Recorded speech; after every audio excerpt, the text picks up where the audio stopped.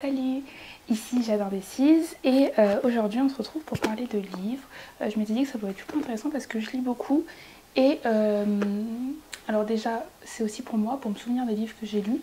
Euh, Parce que des fois comme je lis beaucoup c'est un peu triste mais des fois je me souviens pas forcément de tout. Après je prends toujours Maintenant je mets une liste de ce que je lis. C'est aussi un souci je pense. Mais enfin bref.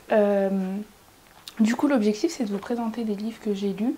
En lisant la dernière de couverture, un petit ressenti, ça va être des vidéos assez courtes mais qui j'espère vous vont donner le plaisir de la lecture et pourquoi pas vous proposer aussi parfois une musique associée au livre parce que souvent quand je lis, je m'imagine logique beaucoup et des fois il y a des musiques qui me viennent où j'aime bien découvrir des musiques de certains pays, d'endroits où les auteurs nous emmènent.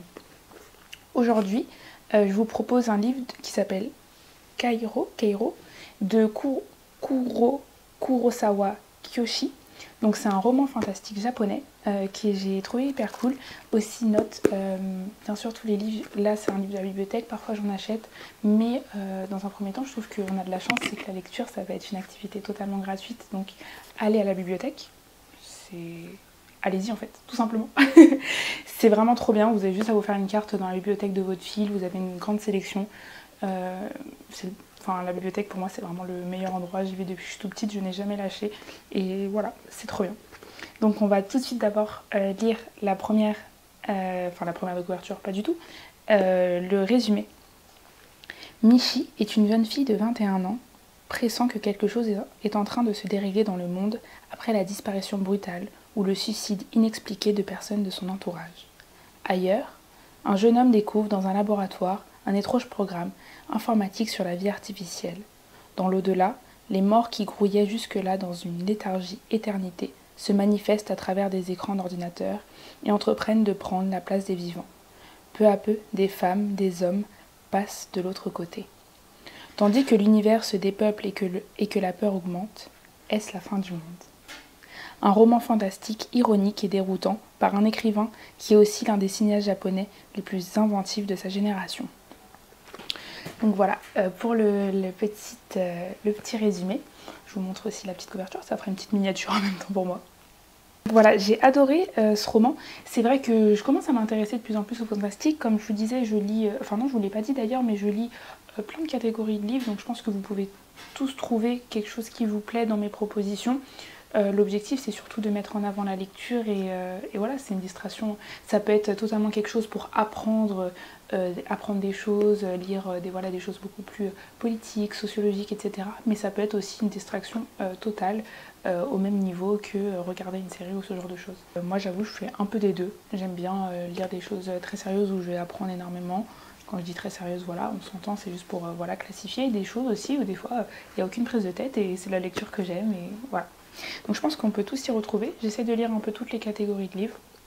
Ce livre-là, il m'a vraiment énormément plu.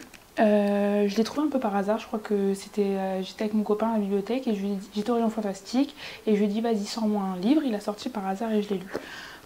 Et je ne regrette pas. Et d'ailleurs ils disent que l'auteur est un cinéaste japonais et je trouve qu'on le ressent vachement dans l'écriture de ce livre-là.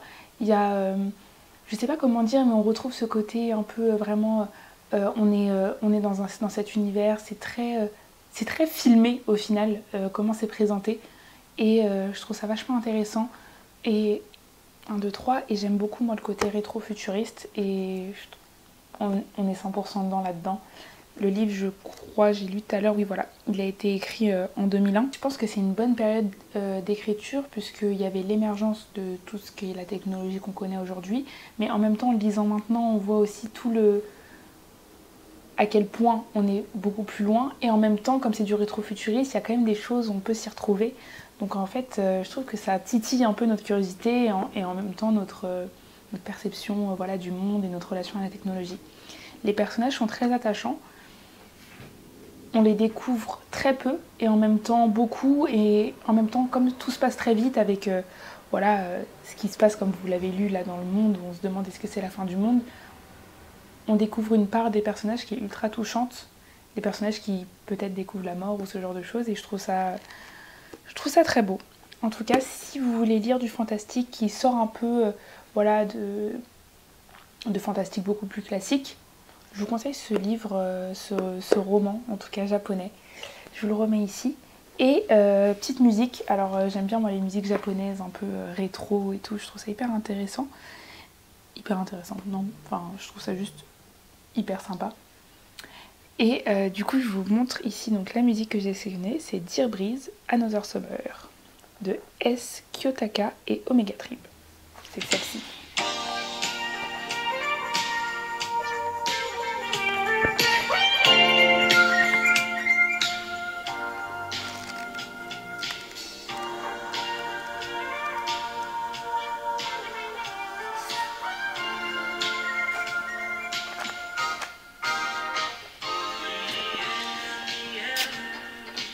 À la prochaine!